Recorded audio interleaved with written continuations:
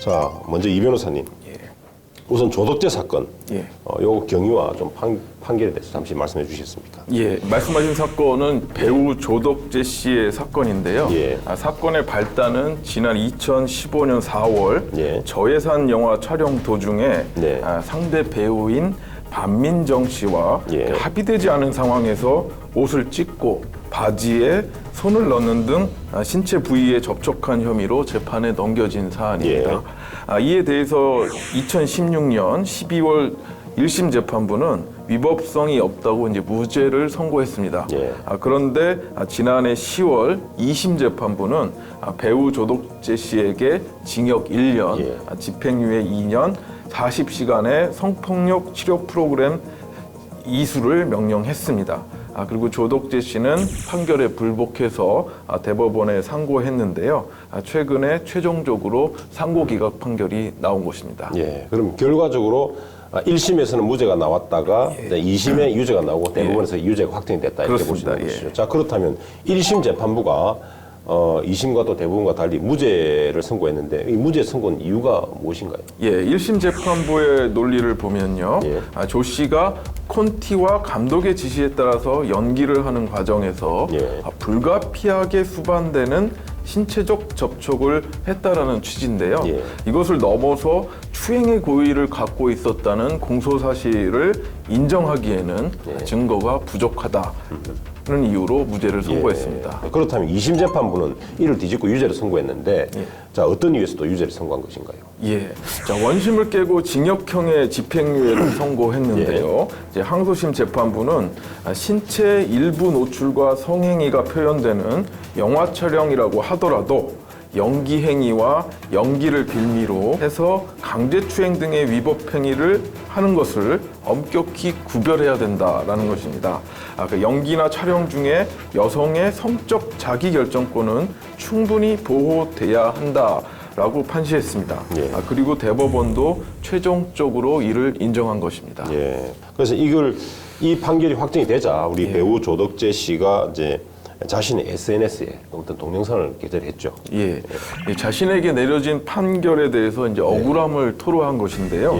조덕재 씨는 상대 배우가 반기문 전 유엔 사무총장의 조카라고 주장을 하면서 여배우가 성추행이 시작됐다고 언급한 어깨 폭행 영상을 공개했습니다.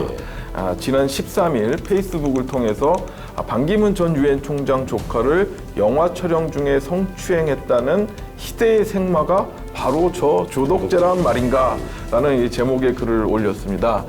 해당 글에 영화 촬영장에서 자신이 등장해서 상대 여배우와 연기하는 장면을 담은 영상과 사진을 첨부했는데요.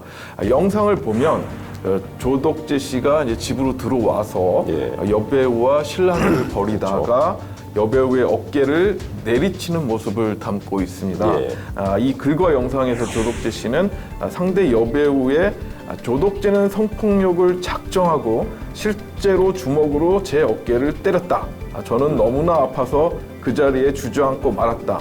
그 순간부터 연기가 아니라 성추행이었다는 이제 주장을 하고 있는데요. 이 사실을 전하면서 제가 연기를 한 것인지 아니면 저들 주장대로 성폭행한 것인지 문제의 장면을 보시고 판단해 주시라 이런 호소를 했습니다. 결국은 우리 법원에서는 이제 유죄 확정 판결을 받았는데 이제 이것이 이제 억울하다라고 해서 본인 스스로 그 동영상과 사진을 올리면서 우리 시청자 여러분들 또는 내지는 네티즌들에게 직접 보고만 판단해달라라는 취지로 자신의 억울함을 호소했다는 것이잖아요. 그렇습니다. 혹시 그 동영상 보셨습니까? 봤습니다. 어디 조변에서 보셨어요? 네, 봤습니다. 그럼 한번 여쭤볼까요, 두 분께?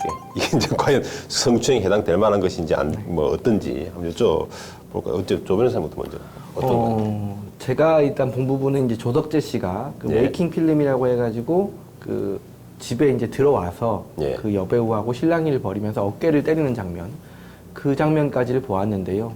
일단은 하체 부분이 뭐 손을 댔다거나 이런 부분은 나오진 않습니다. 근데 사실 어깨를 내려친 부분도 제가 봤을 때는 어느 정도 연기인 것으로 보였고, 그다음에 지금 그 조덕재 씨가 그때 당시에 게재한 영상만으로는 추행이 있었는지 여부를 명확하게 판단하기 어려운 그런 장면이었습니다. 이 장면은 영상만 가지고 강제추행 여부를 확인하기는 어렵습니다.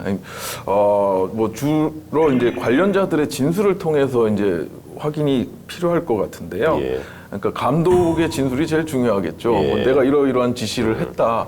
그 지시대로 했다면 사실 강제추행이라고 보기는 어려운 것이고요. 감독의 지시와 다르게 그거보다 좀 과하게 나갔다면 그 성추행으로 볼 여지도 있다고 보여집니다. 예.